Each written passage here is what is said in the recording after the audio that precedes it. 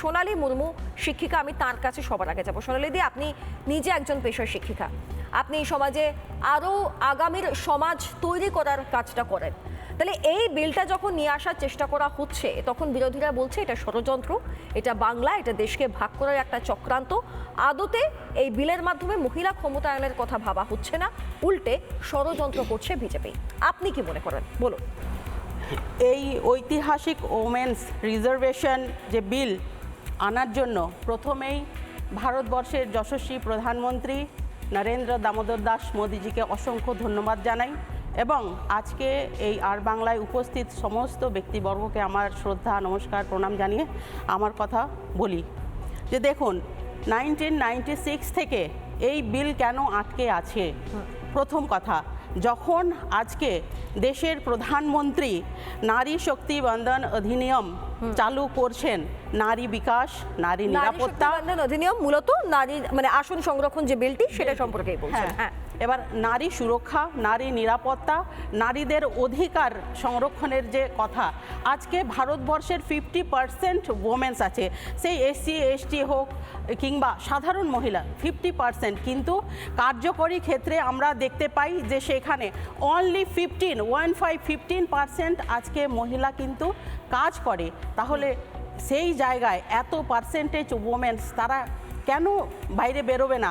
তারা কেন পশ্চিম পরিবার থেকে বাইরে বেরোবে না? তারা কেন সমাজে বেরোবে না? তারা কেন বিধানসভায় সুযোগ পাবে না? তারা কেন রাজ্যে সুযোগ পাবে না? তারা কেন্দ্রে কেন সুযোগ পাবে না?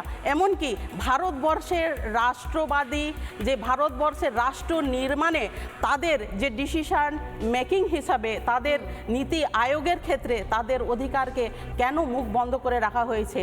এই হচ্ছে প্রশ্ন, যেখানে ভারতবর্ষ আজকে চেষ্টা করছেন যে ভারতবর্ষ আপনাকে বাধা দিই, সামনে না নিয়ে এলে মহিলাদের তাদের আত্মনির্ভর না হলে কোনো দেশ কখনো এগোতে পারে না।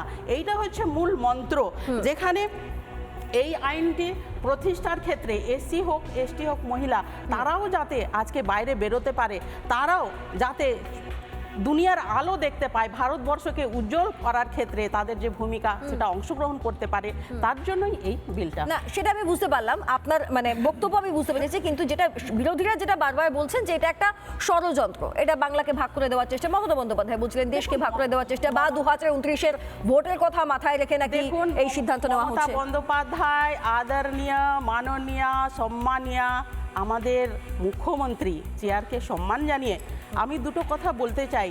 যত দিন আমরা 34 বছরের শাসন দেখেছি আর 15 বছরের যে ভ্রষ্টাচার শাসন দেখেছি, প্রত্যেকটা ক্ষেত্রে আজকে শিক্ষা জেলে, স্বাস্থ্য জেলে, সমস্ত কিছু আজকে বালি, কয়লা, মাটি, আকাশ মানে পাথর থেকে আরম্ভ করে গরু, সোনা, কোথায় কি চুরি নেই বলুন তো?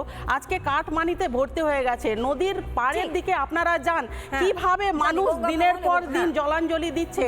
সেই জায়গায় মাননীয় মুখ্যমন্ত্রী এই 15 বছরে আমরা কামদুনি কাণ্ড দেখেছি, সেইখানে আমরা পার্ক স্ট্রিট কাণ্ড দেখেছি, আমরা আরজি করের ঘটনা দেখেছি, আমরা সন্দেশখালী দেখেছি, আমরা ব্যারাকপুর দেখেছি, আমরা দুর্গাপুর দেখেছি, আজকে রামপুর হাটের মহিলা দেখেছি, আজকে তানিয়াকে দেখেছি। আজ যখন মহিলারা আজকে ধর্ষিত হচ্ছে, যখন মহিলারা অত্যাচারিত হচ্ছে, উনি রেড বেঁধে দেন। তো মানসিক ভ্রষ্টের কথাবার্তা মাননীয় মুখ্যমন্ত্রী বলেন, উনি সবসময় প্রমাণ করেন যে উনি নিজে একজন মুখ্যমন্ত্রী হয়ে মহিলাদের সুরক্ষার কথা ভাবেন না, মহিলাদের নিরাপত্তার কথা ভাবেন না, মহিলাদের আত্মনির্ভরের কথা ভাবেন না। বেশ, আসছি সোনালী দি। নানা ধরনের কন্টেন্ট দেখার জন্য লাইক করুন, শেয়ার করুন আমাদের ফেসবুক পেজ, সাবস্ক্রাইব করুন আমাদের ইউটিউব চ্যানেল। পাশাপাশি অন্যান্য ব্রেকিং নিউজের জন্য অবশ্যই চোখ রাখুন রিপাবলিক বাংলায়।